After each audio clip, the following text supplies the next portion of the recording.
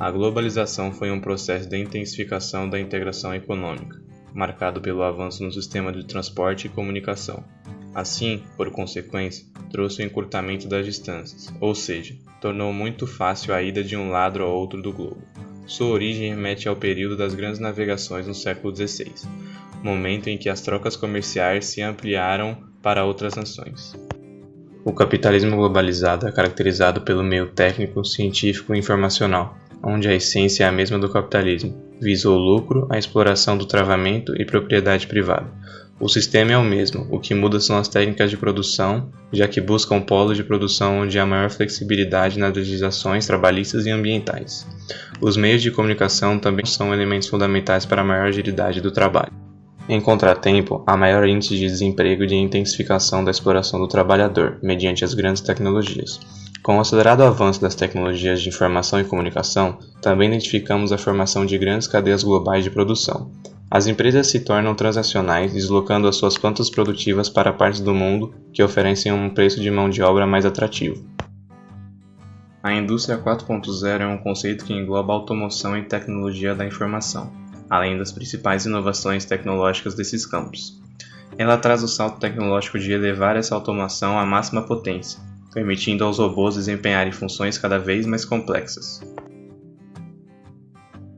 Em meio a este cenário, há uma reconfiguração territorial com base em quem exporta os materiais para a produção de tecnologia e nos polos produtores. A cultura do ódio tem por base o ódio em si ao diferente e todos os preconceitos e prejuízos que decorrem deste sentimento. É um conjunto de ações com teor intolerante direcionadas a grupos, na maioria das vezes minorias sociais, mulheres, LGBTs, gordos ou gordas, pessoas com deficiências, imigrantes, dentre outros. No mundo atual, podemos citar exemplos como comentários xenofóbicos com pessoas do Nordeste do Brasil, ataques à população LGBT+, comentários invalidando a existência de pessoas trans e travestis, por exemplo. Um exemplo claro de prática motivada por crime de ódio foi o regime nazista, que perdurou durante a Segunda Guerra Mundial e pregava, dentre outras ideologias, o antissemitismo, ódio e preconceito contra os judeus. Este é um exemplo mais duro, por se tratar de um regime totalitário, mas que nos mostra que esse discurso já pôde alcançar proporções inimagináveis, bem como perdas incontestáveis. Essa hierarquização de seres humanos, levando especialmente em consideração aspectos biológicos, é chamada de eugenia. A cultura do ódio também entra na internet, já que por se tratar de um espaço imenso, faz com que muitas pessoas acreditem que é uma terra sem lei, ou seja, que é permitido agir de maneira que lhes convém, sem lidar com as consequências. Por isso, ainda é comum vermos comentários intolerantes nas redes sociais, o que podemos ver no conceito de cybercultura de Pierre Levy.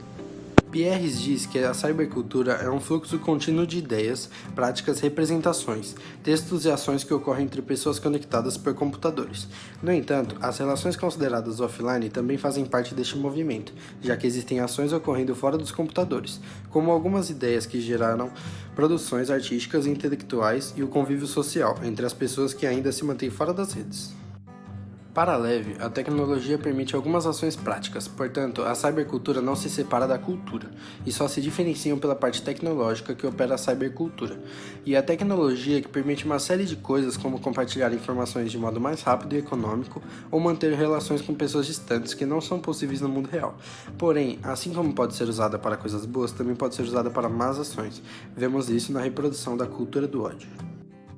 Já em uma outra perspectiva mais humana e generosa, podemos ver ações solidárias nas redes sociais, com a proposta de ajudar quem, de alguma forma, enfrenta alguma dificuldade. Podemos ver neste período de isolamento social psicólogos se propondo a aconselhar a quem precisa evitar o estresse mental. A psicóloga Karina Sauma, por exemplo, se colocou à disposição para ajudar. Segundo Karina, neste momento precisamos apoiar de maneira solidária essas pessoas.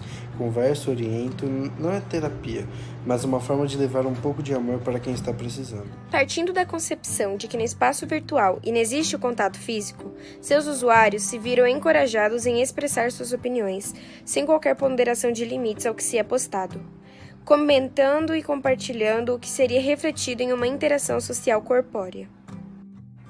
Ao momento em que, por meio das redes sociais, ficou claro e evidente a tranquilidade de seus usuários em expressar tudo o que se pensa, as redes se tornaram um espaço de se noticiar opiniões preconceituosas, discriminatórias e intolerantes, principalmente com discurso de ódio, voltado nas minorias sociais. Neste sentido, constatou-se que o direito à liberdade de expressão estaria sendo exercido de forma abusiva, ao momento em que lecionava a dignidade de uma pessoa humana, sendo este princípio fundamental dos direitos humanos. Entretanto, os direitos fundamentais não são absolutos e, por isso, ao momento em que os outros direitos garantidos começam a serem ameaçados ou violados, vê-se a necessidade de se estabelecer uma determinada limitação ao uso da livre manifestação de pensamento. Neste sentido, o discurso de ódio pode, por fim, resultar na aplicação de normas de direito civil e direito penal, inclusive valendo ressalvar a possibilidade da execução de ambas as normas de forma simultânea. Nas redes sociais, é possível expressar o seu ódio, dar a ele uma dimensão pública, receber aplausos de seus amigos e seguidores e se sentir de alguma forma validado. Além disso, a linha entre uma ameaça virtual e uma ação criminosa é tênue. Enquanto na vida real, vivida fora da tela do computador ou do smartphone, as pessoas se seguram para não expressar suas opiniões preconceituosas e agressivas, com medo das consequências, esses comportamentos são liberados na vida virtual. As mídias sociais deixaram o bullying mais fácil, porque é mais simples intimidar alguém e não ter consequências. Além do mais, as pessoas podem criar perfis falsos ou se tornarem anônimas para atacar umas às outras sem medo de represálias. O conceito de capital cultural foi proposto por Pierre Bourdieu em seus estudos de reprodução social e o lugar da escola nesse processo. Convencido de que o capital econômico não era o único tipo de capital mobilizado pelos sujeitos para reproduzir privilégios e distinção social, Bourdieu apostou na ideia de que a cultura é um bem simbólico que, quanto mais se tem, maior as condições de sua acumulação. Observando o desempenho das crianças em idade escolar, Bourdieu notou que o estoque de capital cultural delas era diferente de acordo com a classe social originária. Considerando o capital cultural um arbitrário cultural, notou que crianças que chegavam à escola com capital cultural valorizado eram melhor recompensadas pelos professores, assim como possuíam melhores condições de absorver o que estava sendo ensinado, haja visto que não se tratava de algo estranho às suas vidas cotidianas. Já as crianças originárias das classes populares, além de não apresentar docilidade, não enxergavam os conteúdos escolares como algo atrativo, isso por estar distante de suas realidades cotidianas. Em outros termos, algumas crianças possuíam uma predisposição a aprender e outras não. O capital cultural que dispunham previamente era, para Bourdieu, um elemento importante nessas predisposições e, consequentemente, no sucesso ou insucesso dos alunos. E assim, Pierre nos dá outra leitura de mundo.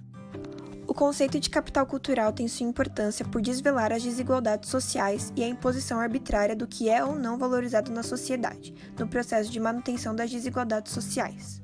Kierkegaard pensava que o homem é um ser à procura de respostas para o sentido da vida, que tenta encontrar explicações de sua própria existência. Para ele, a fé cristã é o núcleo da existência humana, o que trará a verdadeira felicidade. Assim, podemos relacionar isso com o evento histórico das Cruzadas, que também é uma forma de reprodução da cultura de ódio, onde cristãos dizimaram muçulmanos porque acreditavam que a religião deles era errada e que somente o cristianismo era o certo, o absoluto.